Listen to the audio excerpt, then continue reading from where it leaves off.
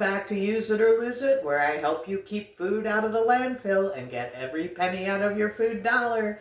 Well, this is Thanksgiving 2025, installment 2 in what to do with all that leftovers. So this is a classic. You make a casserole out of all the leftovers.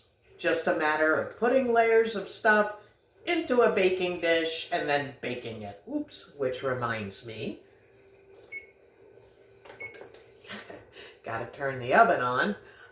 Okay, so in case you didn't see the other one, so I made a feast for myself using just a split turkey breast, which was about 2.5 pounds. So this is mostly the yield. You can see I broke it down. It's all white meat. And because it was a breast, it didn't give off a lot of juice, even though I had covered the breast with a compound butter and herbs, rubbed it all over that, and of course it melts and gets all crusty. It was beautiful. I'll post a picture. But anyhow, because of that, I had to sort of make my own gravy. I added chicken broth and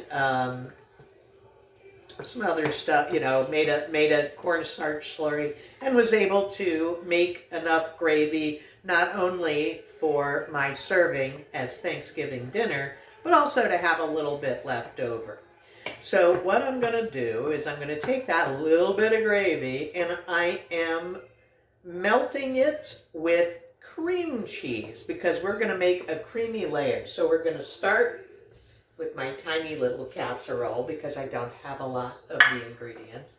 We're going to put a layer of turkey. I forgot what holiday it was. So we're going to put a nice layer of turkey meat there. I wish I had dark meat because that would be perfect for this, but c'est la vie. Now, we're going to do a layer of cranberry sauce. I like to make my own. Easiest thing in the world. There's a million recipes online, but if you like the canned jelly stuff, more power to you. My dad loved that stuff. He liked it so much that we had a special server just for jellied cranberry sauce. This nice flat serving piece with little holes in it. So anyway, so I'm just warming up that gravy and getting the cream cheese incorporated while we're making our layers. So we've got the turkey down. Now we're going to add the cranberry sauce. So one of the nice things about putting this cranberry sauce layer next to the turkey is it's going to keep it juicy. Because you don't want that turkey to dry out. Since it's already cooked. All right, good. Hey, look at that. I used up the whole thing. This was from half a bag of cranberries. All right, get that all smeared around. Now, if you have had mashed potatoes, this would be a great time to add mashed potatoes. I'm going to add in a layer of green beans. I didn't serve myself green beans with my meal, but I think this could use a little something green in there, you know, not only for a chance to add vegetables, but, you know, it makes it lots of pretty colors. You'll have the white and the red and the green and the brown and all that stuff. So, hold on. Well, that's a little embarrassing. I didn't happen to have any green beans. So guess what? We're going to use peas. Like I said, it's, you know how I like colorful food. So this is just an opportunity to add another little bit of color. This will make a nice little layer. There we go. So, that's probably a scant half a cup, maybe a third of a cup of frozen peas. And you can just add them right in. It's going to get baked, so it doesn't matter if they're still frozen. And now, we're going to add our gravy layer. See if our gravy is ready. Kind of excited about this concept of having creamy gravy. The dessert I made was a pumpkin cheesecake parfait, which called for, of course, cream cheese. So I happened to have, you know, a block of cream cheese, a whole block of cream cheese, and I only used half of it, so this is a great chance to use up some of that before it goes green. Okay. Come on, you. Well, we're going to throw it in there anyway because it'll all smooth out in the baking process. So I'm going to put that layer on top. Just pour that right on.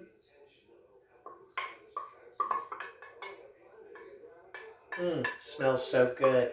So what little bit of pan drippings I did have after roasting that turkey breast were so delicious because it had the butter and the herbs and salt and pepper and all that good stuff. So that all got infused into the gravy and it was delish. And I still have a teensy bit left over that I'll find something else to do. Okay, and now the stuffing layer. So episode number 1 of Thanksgiving leftovers, I took the stuffing, I took about a cup of stuffing and mixed it with 1 egg and then put it into the waffle iron to make like bread for the classic turkey cranberry, kind of sandwich. It was so good, so I highly recommend that technique. Okay, so now we're going to throw this on top. Now this, I was a little bit lazy. I did use box stuffing, but I sauteed some onion and celery and added that in, so it was a little fresher, had a little bit more depth of flavor to it. It was still a little bland, so we're going to jazz it up a little bit when we get this layer on top.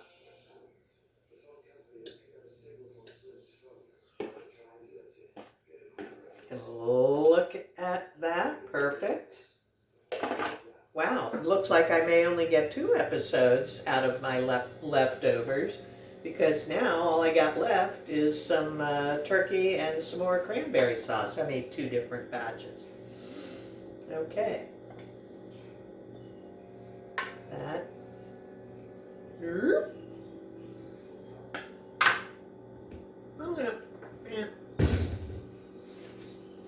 I'm going to add a little garlic powder just because I thought it was a little bland. I like my food highly seasoned, and a little extra pepper because I tend to go light on the pepper, but this could use it. Oh, where did you go, pepper?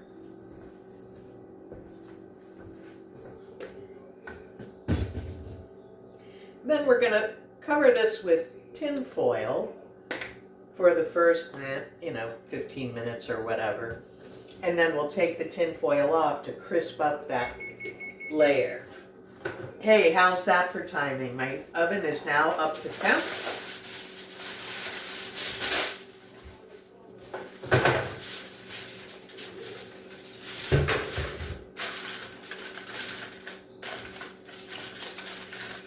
And we're going to throw this in here, and then I will be back after I have taken off the tin foil and finished cooking it so that the top gets a little crusty, because that'll make it great. So I will see you in about probably a half an hour. Stay tuned. Okay, so it was in for look at that. About 15 minutes the first go around. It wasn't real warm in the intermediate stage, so I bumped up the oven to 400. So I would recommend starting at 400. That would make it go a little better, but we prevailed. I took the covering off and then I sprayed it with a little bit of cooking spray to help it crisp up. So now we're ready to pull it out and see how it is.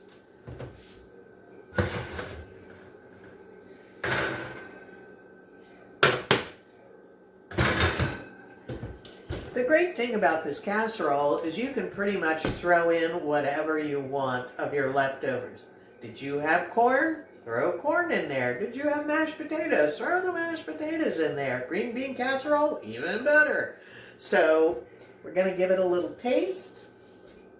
Look how this came out. So indeed, the top is now nice, a little bit crispy. That's what you want. It smells wonderful because I hit it with that little bit of garlic powder and pepper at the end there. See. Whew.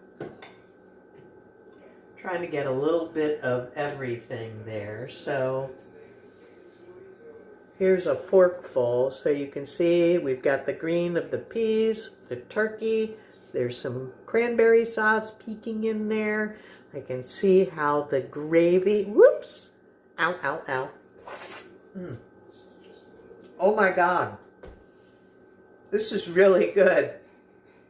So if you liked all the individual elements, you're gonna like the finished product because it's all those flavors rolled into one.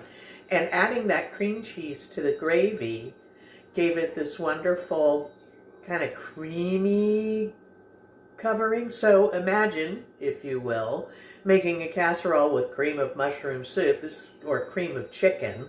Same concept, except instead of a can of cream of chicken soup with all the stuff that goes into that manufactured product, this has the same kind of attributes, but a little more natural, lots more flavor because it's got that gravy from the juice.